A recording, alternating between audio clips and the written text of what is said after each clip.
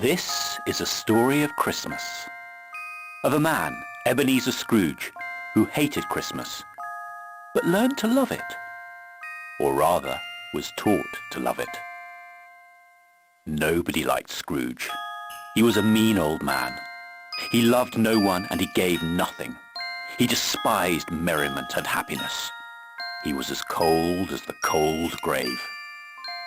One Christmas Eve, Scrooge was given a chance to change, a chance to live. Will he take it? Well, that's up to you. It was cold, biting weather, and Scrooge sat in his counting house. He was determined to wring the last few hours of work out of his clerk, Bob Cratchit, before the Christmas holiday began.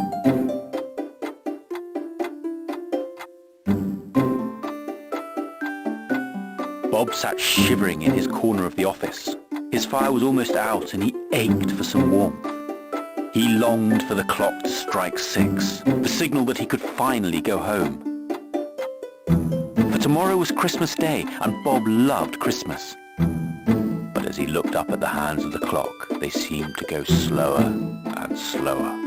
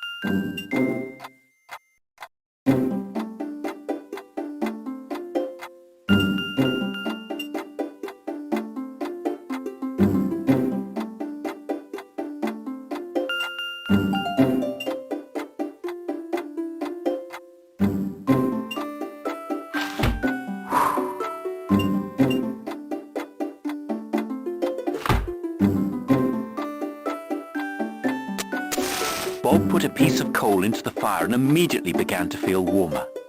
Scrooge glared at him, but Bob was writing in his ledger as though nothing had happened.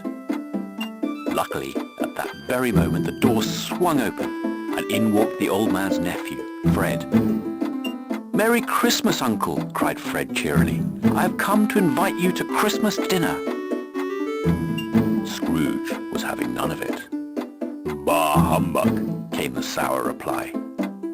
But Fred wasn't put off so easily, and he promised his uncle that if he changed his mind, the invitation would remain open. With that he left, wishing Bob Cratchit a Merry Christmas on the way. "And a Merry Christmas to you too," called Bob with a cheery smile.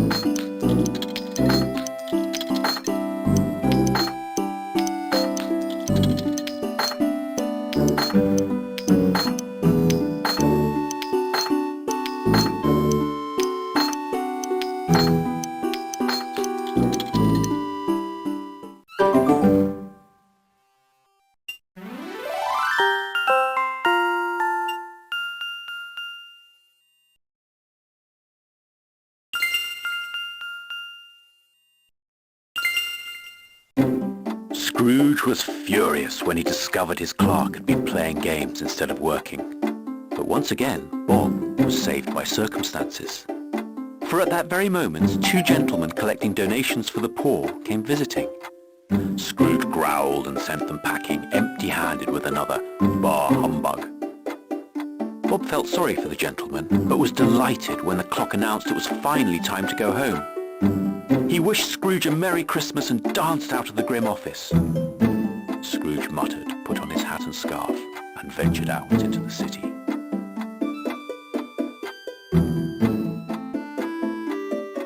Scrooge left his office in high spirits.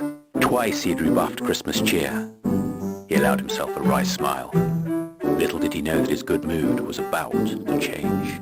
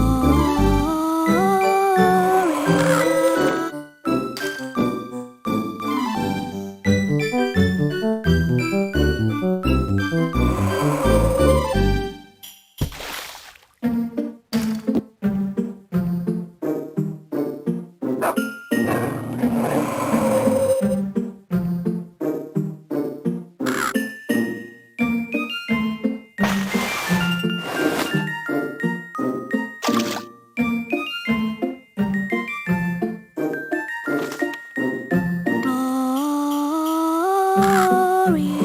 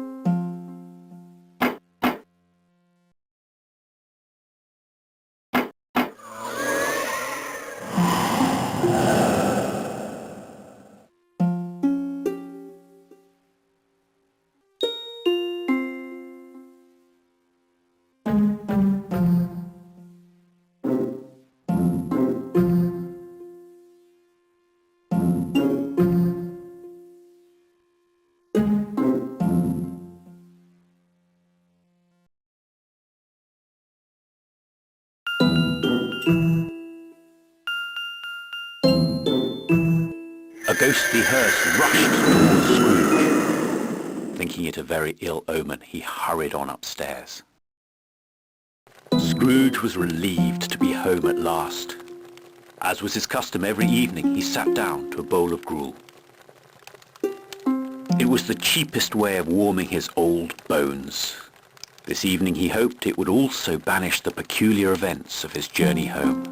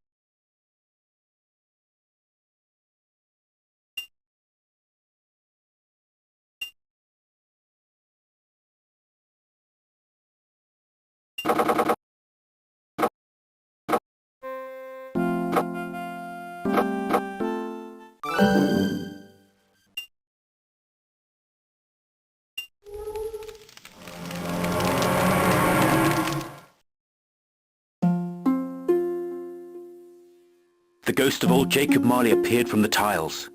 He was desperate to warn Scrooge of the fate that awaited him if he did not change his ways. But Scrooge refused to believe in ghosts. It was going to be hard to make him change his mind. He wrote off Marley's ghostly appearance as a bout of indigestion. And now he decided he was going to sleep it off. Marley's ghost was at a loss. What could he do to make Scrooge really believe there was a ghost in the room?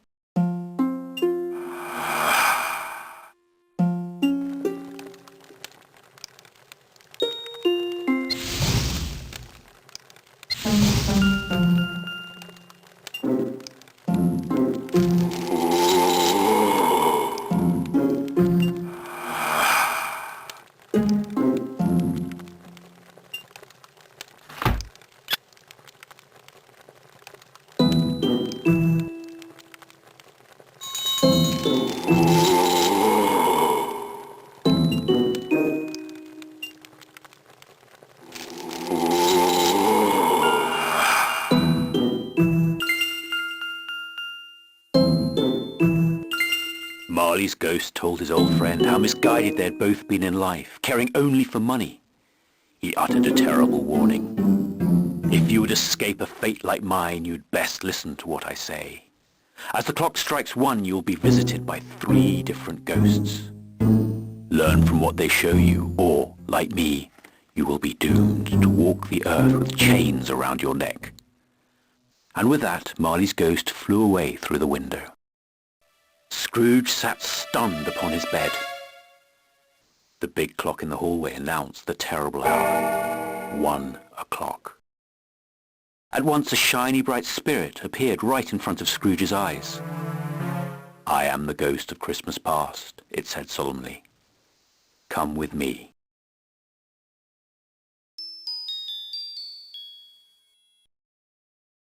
The ghost of Christmas past took Scrooge on a journey back into his childhood.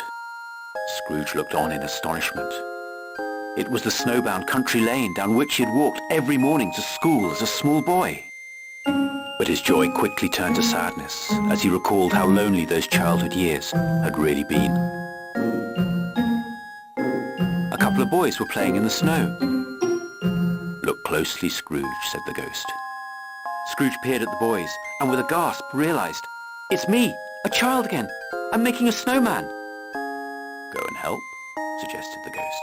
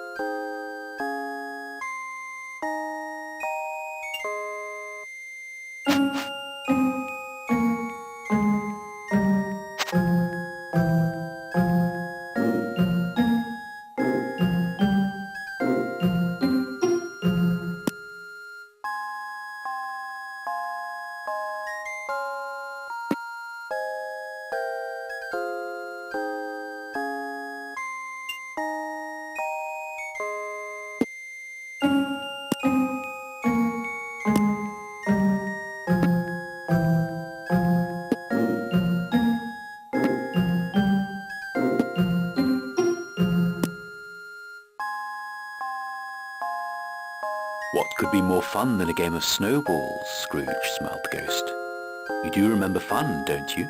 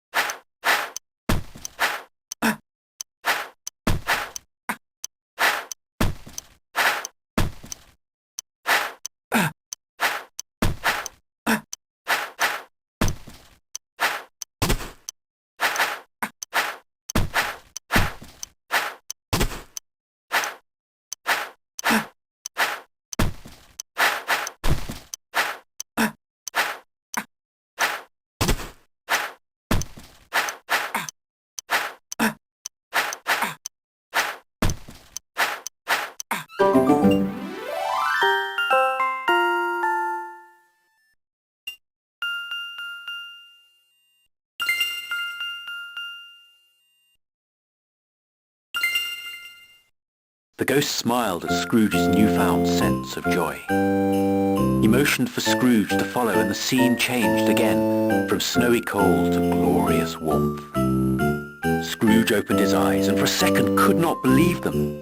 20 years had gone by in a flash. "Do you recognize this, Ebenezer?" asked the ghost. Scrooge did. It was the Christmas party at Fezziwig's where he had worked as a young man. Here was merriment in all its glory. Scrooge felt quite young again and remembered that all he'd wanted was to dance with Belle, the beautiful girl in the blue dress. Mr. Fezziwig was in the very best of moods. He wanted to give away prizes and enticed everyone to come and join in the games. Ebenezer knew that if he won a prize, he could offer it to the lady. That might just give him the courage he lacked.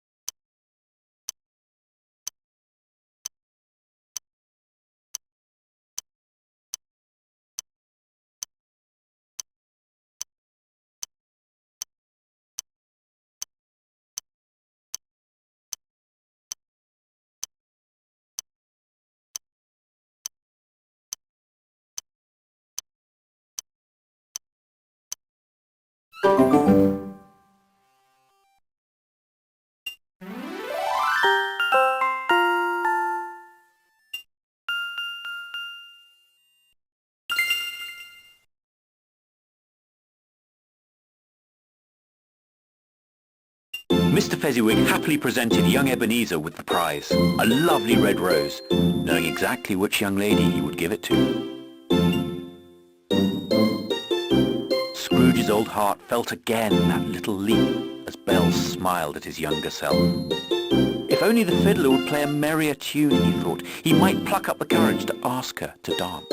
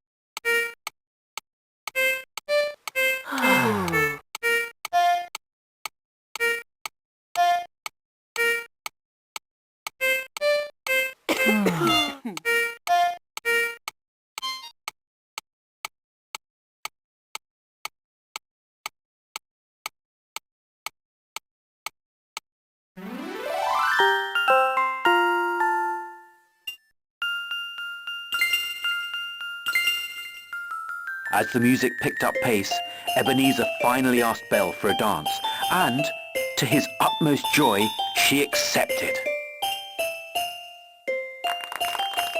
Ebenezer was the happiest man alive, and old Scrooge nearly cried thinking about it.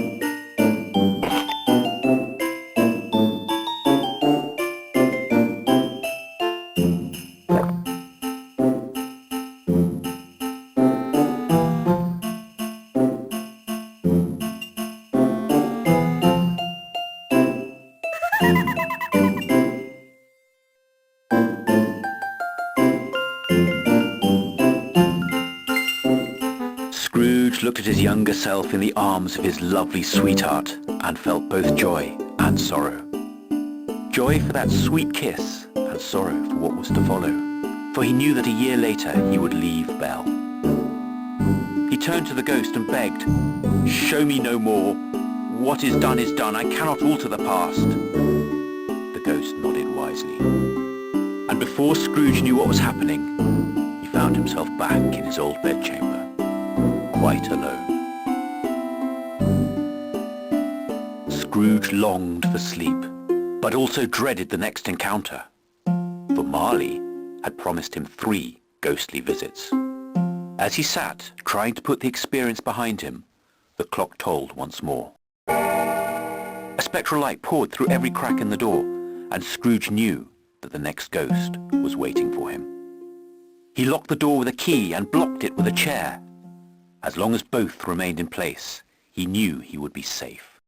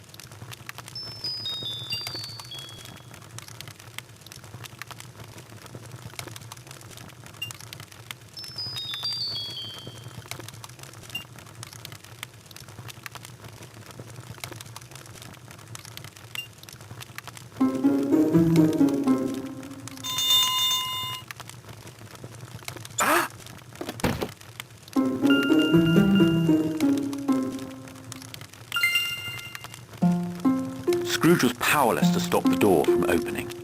He shrank back, expecting even worse horrors. But through the bright light, a great jolly giant appeared, sitting amongst a mountain of Christmas delights.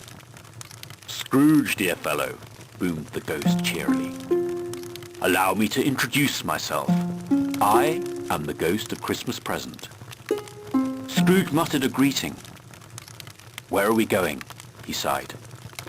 "Why, to have a bit of fun, of course," cried the ghost. "That's what Christmas is all about." And with that, they were gone. Scrooge gripped the ghost's enormous robe tightly and was led through the Christmas streets. The ghost was determined to show him that even the poorest of folk made the most of Christmas. That they could be happy with the little they had, and that even the smallest amount more could make their day brighter. With his wand of cheer, the ghost set forth to spread joy through the streets, dragging Scrooge behind.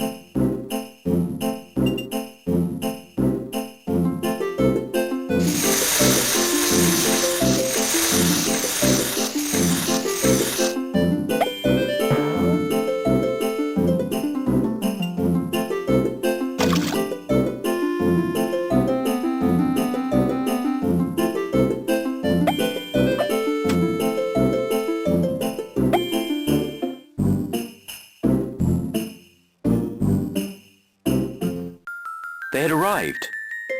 But where? Scrooge didn't recognize the little house because he had never been here before.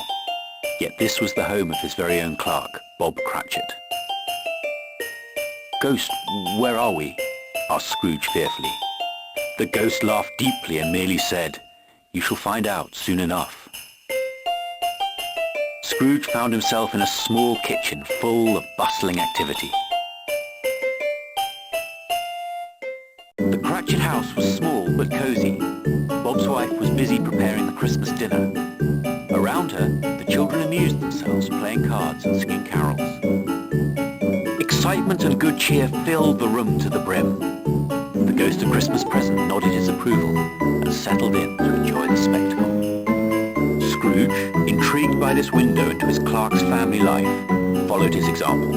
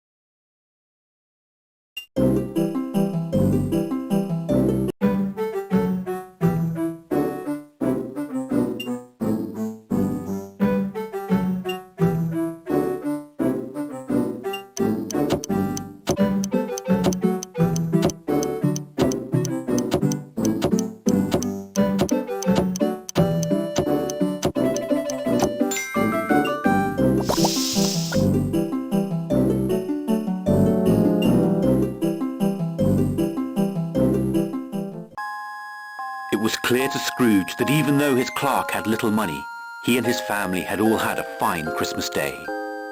Scrooge wondered at the little boy wearing a leg brace, Tiny Tim. How brave he was. But then the ghost beckoned Scrooge on. It was time to visit another house.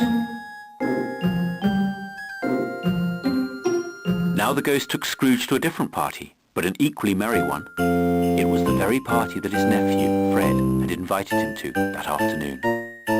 Fred had invited all his dearest friends around to play games. Scrooge listened as Fred described the visit to his office. How he had told Fred that Christmas was humbug. They roared with laughter. Scrooge asked the ghost how he might make amends. "You see young Topper there," the ghost replied. "He has eyes for the lady, and she for him, but they are both too shy. Beat Topper at cards, and he will have no choice but to make merry with the others."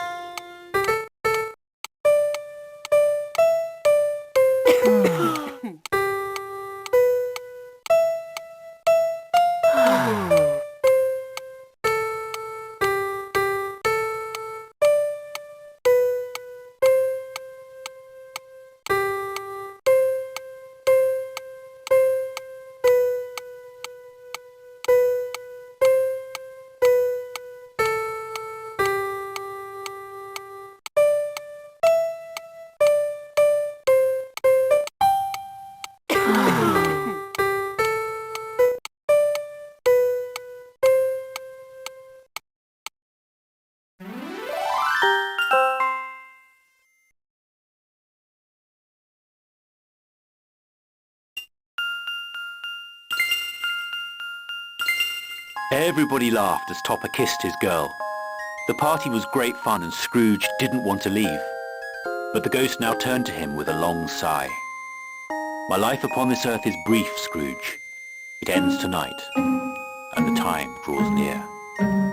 Scrooge felt the party blur and grow distant. He was being hurled from the warmth of his newfound family. The warm glow was replaced by cold light and dark shadows. A grim apparition, draped and hooded, now drifted towards him, bony arm outstretched. Scrooge knew it could be but one thing, the ghost of Christmas yet to come.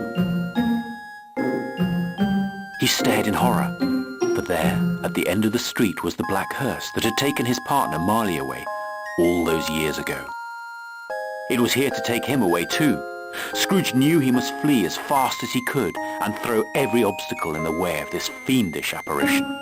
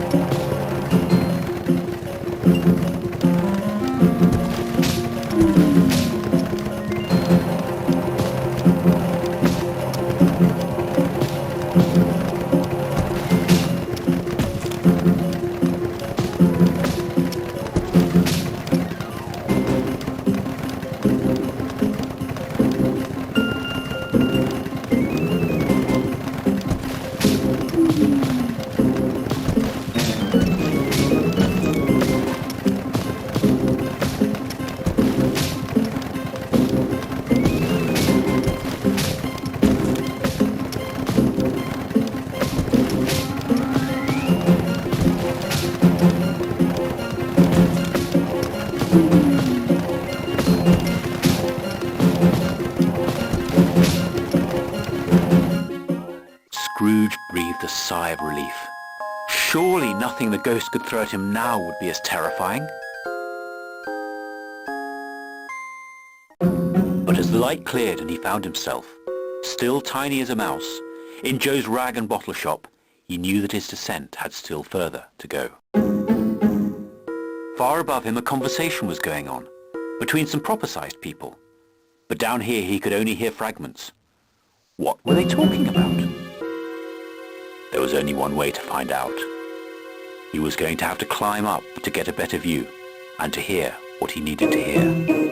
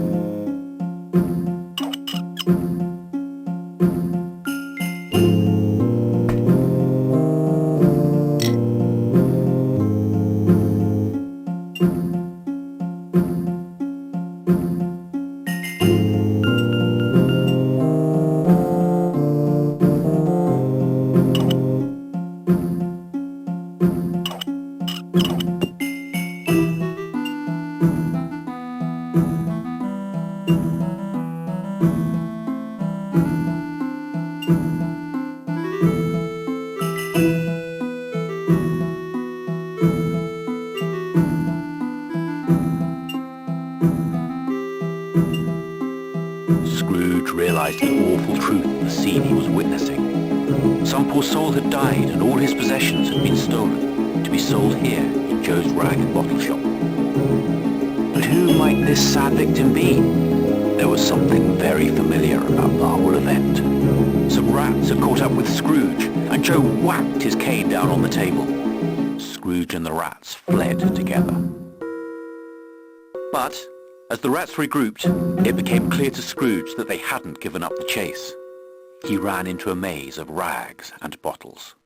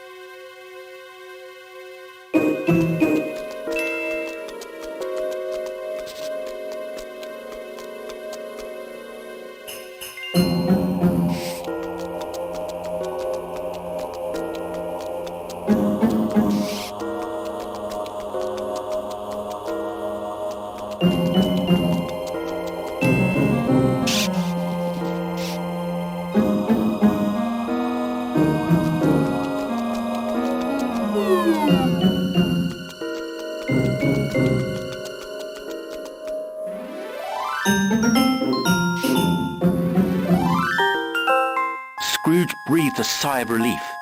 He had escaped. Where was he? What delightful garden must lie hidden beneath this white carpet? And then as the shapes around him became clear, he realized this was a cemetery, and the withered arm of the ghost of Christmas yet to come was pointing at one particular gravestone.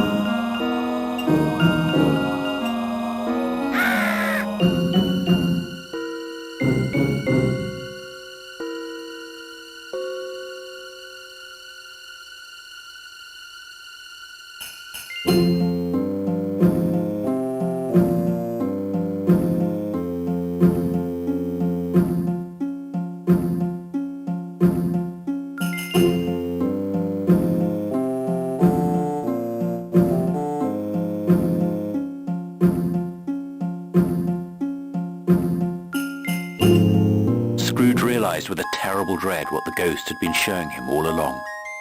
His own future. How he would die alone with no one to care for him if he continued down the same path. It was too much for the old man.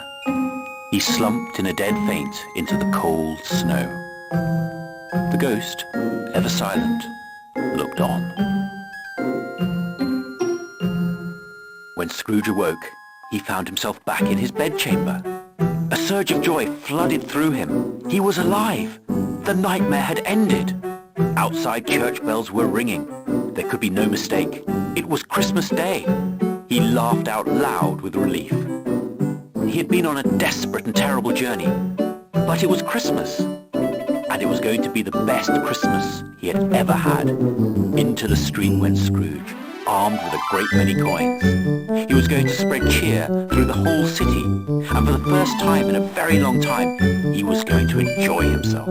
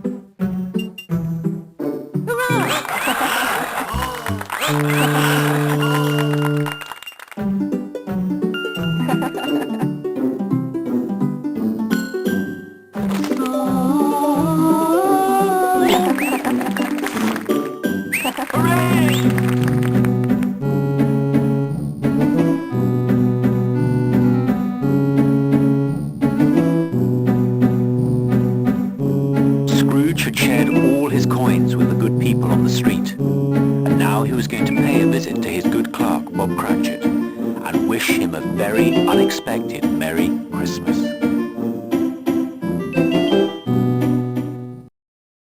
Scrooge arrived at Bob Cratchit's house full of excitement. Perfect. The Cratchits were all away at church. Scrooge had bought up every Christmas decoration, present and treat still unsold in the city. He had a plan to give the Cratchits the very best Christmas they had ever had.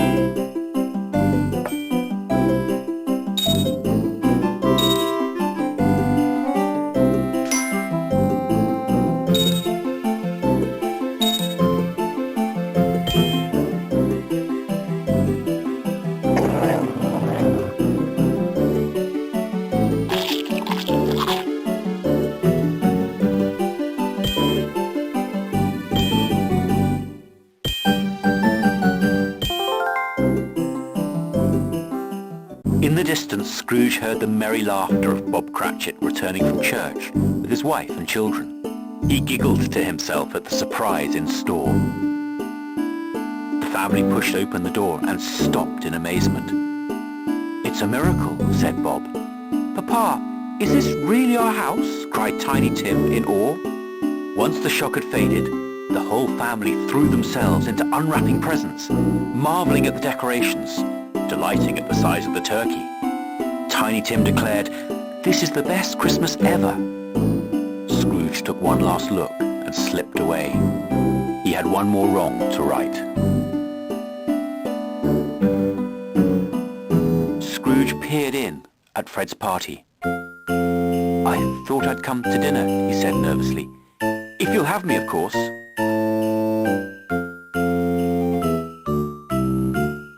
But the good nature of his nephew Fred was equal to the occasion. "Why, Uncle Ebenezer, what joy! Of course, come in, dear man." Scrooge chuckled. He had hidden presents for them all, and now was the time to give them out.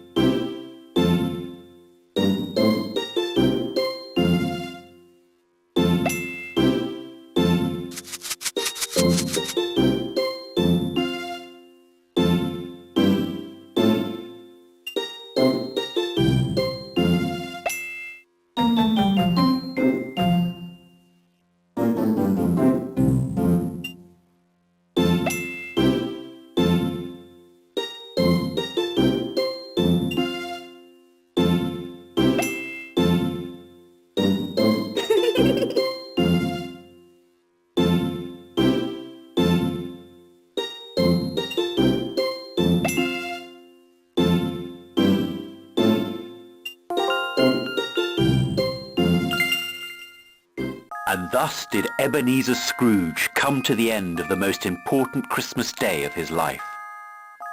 A day which took him from darkness to light, from sorrow to joy, from loneliness to the comfort not just of his own family, but of the greater human family to which we all must belong. In years to come, his newfound love and charity filled all who knew him with hope and happiness.